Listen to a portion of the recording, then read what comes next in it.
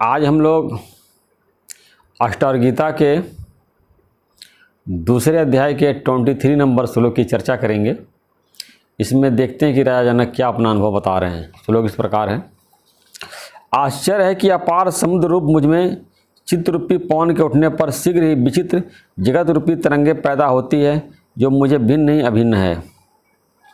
अब यहाँ बता रहे हैं कि उनको आश्चर्य है कि जैसे समुद्र में जो तरंगे उत्पन्न होती, लहर उत्पन्न होती हैं, वो हवा से उत्पन्न होती है। जब हवा चलती है तो कितनी बड़ी बड़ी लहरें उत्पन्न होती हैं। जब हवा शांत होती है तो लहरें भी शांत हो जाती हैं। आजकल जो है चक्रवाती तूफान आया हुआ है, कितनी तेज़ आंधियाँ चल रही हैं और समुद्र के किनारे जो लोग हैं वो काफ़ी वहाँ से दूर भाग गए हैं और उनके घरों में पूरा पानी भर गया है। तो कहने का अभिप्राय यह है कि जैसे समुद्र में जो लहर है वो वायु के द्वारा उत्पन्न होती है। तो कह रहे हैं कि मुझ आत्मरूपी समुद्र में चित्त रूपी वायु के प्रेरणा से अनेक जगत रूपी तरंगें उत्पन्न होती हैं। यानी कि वो बता रहे हैं कि जैसे समुद्र है वैसे अपने आत्मा को समझ रहे हैं और वायु की तुलना मन से की है और जो लहर है उसकी तुलना जगत से की है। यानी पूरा अपने को विराट आत्मा महसूस कर रहे हैं, फील कर रहे हैं। और जो सारा जो जगत दिखाई दे रहा है वो महसूस कर रहे हैं कि मुझसे उत्पन्न हो रहा है। जैसे समुद्र से लहर उत्पन्न होता है, ऐसे ही आत्मरूपी समुद्र से जगत रूपी तरंगे पैदा होती हैं, जो मुझसे भिन्न नहीं अभिन्न है। यानी मुझसे अलग नहीं है। जैसे समुद्र से लहर भिन्न नहीं है, लहर और समुद्र दोनों एक ही है, बल्कि समुद्र से ही लहर उत्पन्न हुआ है। वायु चलने के कारण फिर वायु शांत होती है, फिर जो लहर होता है वो समुद्र में विलीन हो जाता है। वैसे हमारे अंदर चित्त रूपी वायु के कारण नाना प्रकार का संसार उत्पन्न होता है, आत्मा से उत्पन्न होता है। और जब चित्त शांत होता है तो सारा संसार जो है शांत हो जाता है। यानी कि हर व्यक्ति की अपने मन में एक अलग सृष्टि है, जिसको कि मनोमय सृष्टि बोलते हैं। संसार में जितने भी प्राणी के लोग हैं, सबका अपना अपना दुनिया है, अपना अपना संसार है। सब लोग अपना एक अलग जगत की रचना करके बैठे हैं और सब जो है उनके आत्मा से उत्पन्न हुआ है। उनके आत्मा से उत्पन्न हुआ है और उनके मन के विचारों के द्वारा, चित्त के विचारों के द्वारा उत्पन्न हुआ है। और जब चित्त शांत हो जाता है तो पूरा ये जगत ही शांत हो जाती है, क्योंकि सारा संसार मनोमय है, कल्पना मात्र है। पता है कि मनोराज्य, जैसे कोई मन में तरह तरह की दुनिया भर की कल्पना कर लेता है, वैसे ही ये सारा संसार है। जैसे एक जो है माता थी जो है, तो उसको अपने बच्चे को सुलाना था, तो ऐसे मनगढ़ंत कहानी उसको बना के सुनाया, जिसको कि किंवदंती बोलते हैं। दांत के द्वारा बनाई गई कहानियाँ। बताया कि 4 राजकुमार थे और घर से निकले सफ़र करने के लिए। एक धर्मशाला में रुके और धर्मशाला में छत ही नहीं था। एक थाली में उन्होंने खाना खाया, थाली का पेदा ही नहीं था। और समुद्र में स्नान किया, नदी में स्नान किया, उसमें जल ही नहीं था। इस तरह से बना बना के झूठ मूठ के कहानी जो है बच्चे को सुला दिया। अब बच्चा कल्पना करता रहा, 4 राजकुमार, धर्मशाला, उसमें कोई छत ही नहीं, खाना खाया तो थाली ही नहीं, नहाया वहाँ जल ही नहीं, ऐसे सोच सोच के सो गया। तो सारा संसार जो है मन की कल्पना मात्र है। जब मन शांत होता है तो सारा जगत शांत हो जाता है और योगी लोग हमेशा समाधि में रहते हैं। तो अपने मन को बस करना है।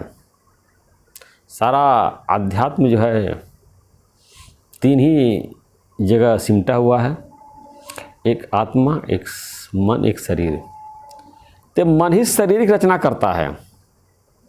जब तक मन जिंदा है, संकल्प विकल्प कर रहा है, पता नहीं कितनी सृष्टि, कितनी शरीर की रचना करेगा, पता नहीं कितनी बार जन्म लिया, आगे कितनी बार जन्म लेगा, कितना मकान बनाएगा, कितना व्यापार फैलाएगा, कितनी इंडस्ट्रीज लगाएगा, और फिर मरेगा, फिर पैदा होगा, फिर मरेगा, फिर पैदा होगा।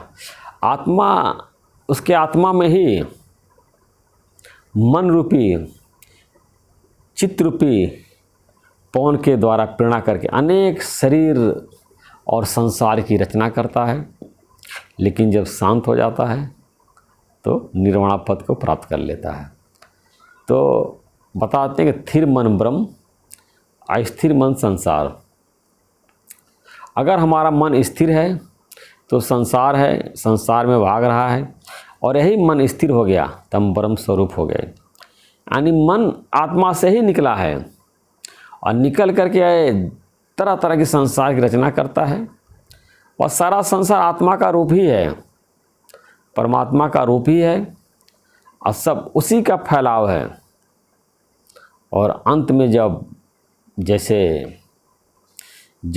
वायु शांत होती है तो लहर भी शांत हो जाए। जो समुद्र में जो चक्रवात आया हुआ है, अभी जो आंधी शांत होगी तो वो लहर भी शांत हो जाएगा, समुद्र भी शांत हो जाएगा। तो मन में जो आंधी उत्पन्न होती है, तरह तरह का बाउंडर खड़ा कर देता है, लड़ाई करता है, झगड़ा करता है, और क्या क्या उसके संकल्प विकल्प मनोकामनाएं और क्या क्या वो इच्छाएं अपेक्षाएं, कितने तरह तरह की जगत जो है जीव अपने मन में रचना करता है, उसका निर्माण करता है।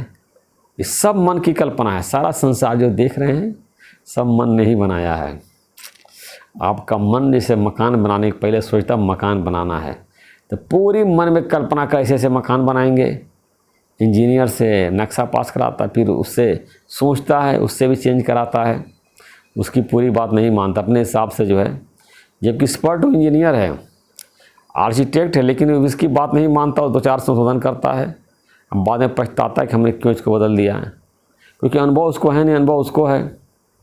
क्योंकि 50 मकान बनाया है और 50 तरह की सब उसको प्रैक्टिकल नॉलेज मालूम है, लेकिन मन फिर भी वहाँ अपनी जो है टांग अड़ाता है और कुछ वहाँ भी गड़बड़ करता है।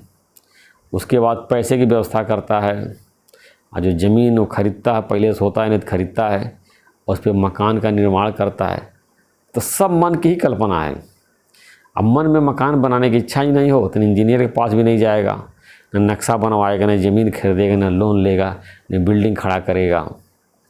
तो अगर मकान जो बना हुआ है आपका, तो मन ने ही बनाया है। आपके आत्मा से मन में जो विचार उत्पन्न हुआ है, उस विचार के द्वारा ही आपका मकान बना है, आपका संसार बना है। और सब आत्मा का ही रूप है, सब मन का ही रूप है, विचार का ही रूप है, और सब मन में ही लीन हो जाता है। अब ये समझने वाली बात है कि जब किसी का जब शरीर शांत होता है, तो जब परलोक जाता है तो कुछ दिन बाद जो है मृत्यु के बाद सब भूल जाता है, सब मन जो है उसका लीन हो जाता है। और जब जहाँ पैदा होता है, गर्भ तक कुछ बातें उसकी याद रहती, पैदा होने के बाद जो है अचानक जब रोना शुरू करता है, पुरानी सब बातें भूल जाती है। विधाता का ऐसा उसमें विधान है, और फिर नया सब संसार देखने लगता है। तो पुराना जितना सृष्टि जगत बनाया था सब प्रलय हो गया, अब नए सृष्टि की रचना शुरू करता है, ज़िंदगी भर रचना करता है, और फिर मृत्यु के बाद सब वो समाप्त हो जाता है। सब उसके जो तरह तरह ख्याल से उत्पन्न हुआ था वो ख्याल जो है शांत हो जाता है, और फिर जहाँ पैदा होता है नया ख्याल उत्पन्न होता है। और यही ख्याल को अगर शांत कर लेता है तो परमात्मा का स्वरूप हो जाता है, ब्रह्म स्वरूप हो जाता है, और अपने आत्म आनंद को प्राप्त कर लेता है। तो मन को बस करना बहुत ज़रूरी है। तो एक मन और एक आत्मा और शरीर, तो मन ने ही शरीर की रचना की है। इस तरह से जब 3 चीज़ को हम जान लेते हैं कि शरीर अलग है, मन अलग है, आत्मा अलग है, तो परफेक्ट ज्ञानी हो जाते हैं, इसका अनुभव भी कर लेते हैं। संसारिक लोग तो केवल शरीर को ही जानते हैं, वो मन तक भी नहीं पहुँचे, माइंड तक नहीं पहुँचे हैं। कोई कोई माइंड तक पहुँचता है, मन को समझता है, मन के विचारों को समझता है, और उससे ऊपर जो अपने आत्मा को जान लेता है तो परमात्मा का स्वरूप हो जाता है, परम तत्व को प्राप्त कर लेता है और उसी में लीन हो जाता है। वही आपका स्वरूप है। अष्टावक्र गीता जो है पूरा अद्वैत वेदांत का प्रतिपादन करती है, यानी कि सारा सृष्टि एक ही है, एक ही परमात्मा से हम लोग उत्पन्न हुए हैं, उसी में स्थित उसी में लीन हो जाएंगे।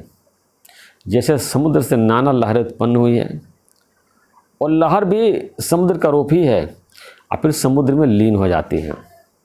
लहर उत्पन्न कैसे हुई? वायु के द्वारा।